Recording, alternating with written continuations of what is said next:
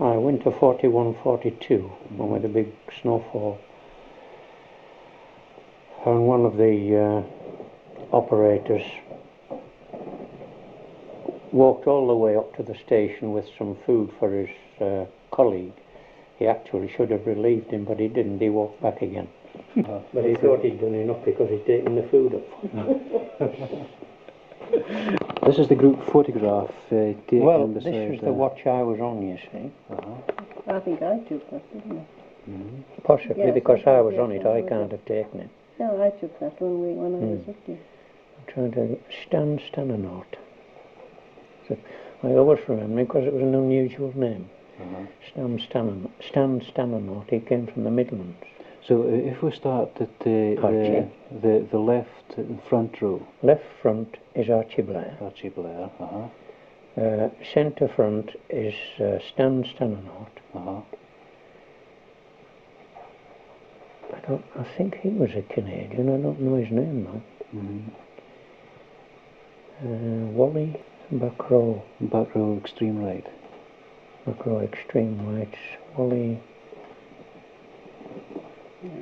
No, I can't think of his second name. That's myself. So that's the third from the Charlie. left. Jimmy Oman from Glasgow. Jimmy Oman from Glasgow is the He back actually, row. I don't know whether he owned this pub, but he was a manager of it on the Buchanan Street station. Oh, I see. And what do you say the boy's name was again in the naval uniform? The naval one, Charlie, his first name, but I can't think of his second name. No. But he really was a nervous type, because he'd been torpedoed. I don't know what sort of a ship he was in. He'd been torpedoed and he got survivor's leave, then they sent him up here, more or less out of the way. That's the bloke I came up with, the other chap, Bill Ramage. That's the front row, second left. Yeah. And was this taken down south somewhere, was it? Taken what? Where was this photograph taken? This is Rosehearty. Oh, I see. That other one was taken up the lane, wasn't it? Yeah. Down from the station. He was a Canadian. But I can't remember half of them. Aye. So people to say again, so I didn't miss nothing. My watch was composed of either Scots or Northerners, with the exception of one sailor, who was a torpedoed survivor from Portsmouth. And this photograph is the complete watch? That is the complete watch, yeah. He was civilian, of course. No. Can you tell me what particular jobs each person there did up in the camp? That'd be interesting as well. Well, these are all radar operators, you see. Archie was the radar mechanic. All the other watches, well, there were only 3 watches, but the other 2 watches had Air Force radar mechanics. I see. But he was a Scot and a civilian, so he was on my watches. I see. This was all arranged by this Londoner, Meacham. I see. I don't know whether you know about this food between the north and south of England. No. Well, it's always been. I mean, everything above Birmingham is a barren land. There's nothing. I see. It's like Scotland. Well, everything above Birmingham is a barren land. There is nothing. From Birmingham down to London, that's the only place that's civilised. I see. And it existed through the forces. And that's how this happens, you see. Right. And We were the savages. And who was in charge of this particular group? I was in charge at You were the in time, charge? yeah. And which rank did you hold then at that time?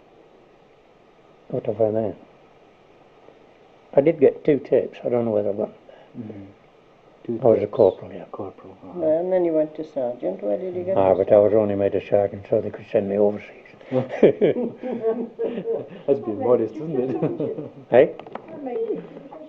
But they only made me a sergeant to send me overseas. I didn't stay long. No, it always amused me, he did this. And they tried to move this lad. I don't know where he was from. I think he was South Midlands.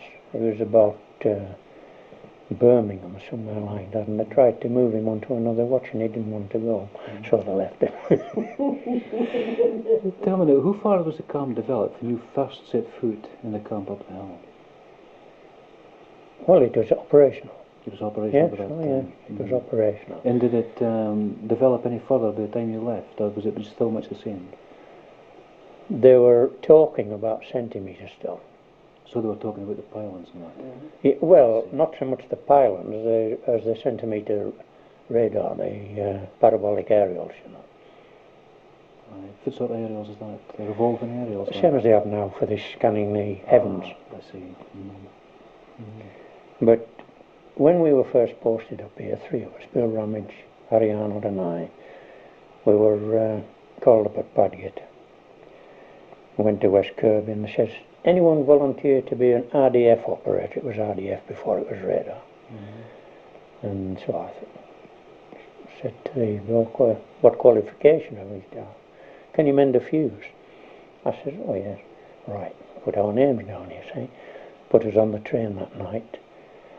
And we were sent to Bucksburn, actually, which was the headquarters, you see. And I finished up at Dice about 7 o'clock one morning. And they said, well, we don't know where you're supposed to go. And eventually they must have rung around somewhere and they said, oh, we'll send you up to Rosehearty. We don't know anything about it, but we'll send you to Rosehearty. So they put us on the train again at Dice and sent us up to Rosehearty. And this is where we arrived, you see. But all the qualifications we had to have was mend the fuse. That's good now. Is there any memorable experiences? I mean, if it was your first glimpse of Rosehearty, and was it winter or was it summer? I thought I'd got to the end of the earth. Well, that's not unusual. Everybody else has the same experience.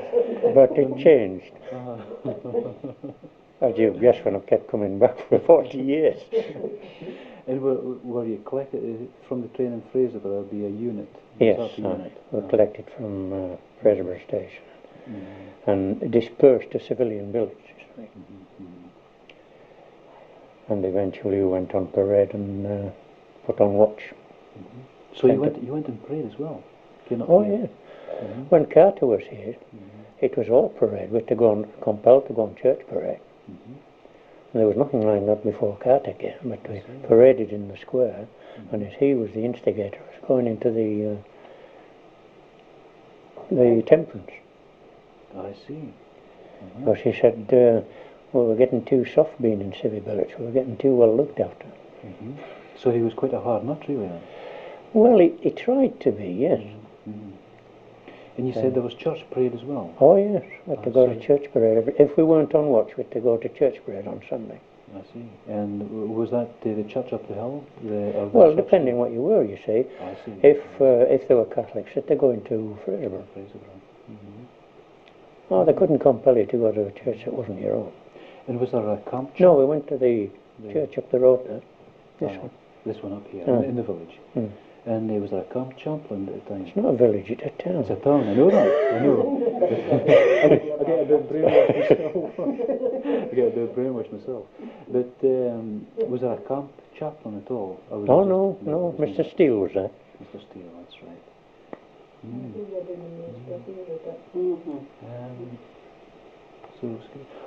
Could you describe Carter then? If it's sort of person, what height, roughly, would he have been?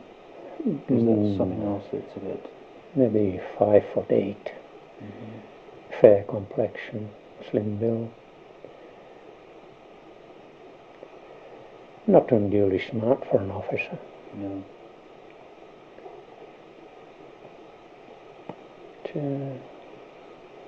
Strict disciplinarian. But relied on his sergeants to administer it. I see.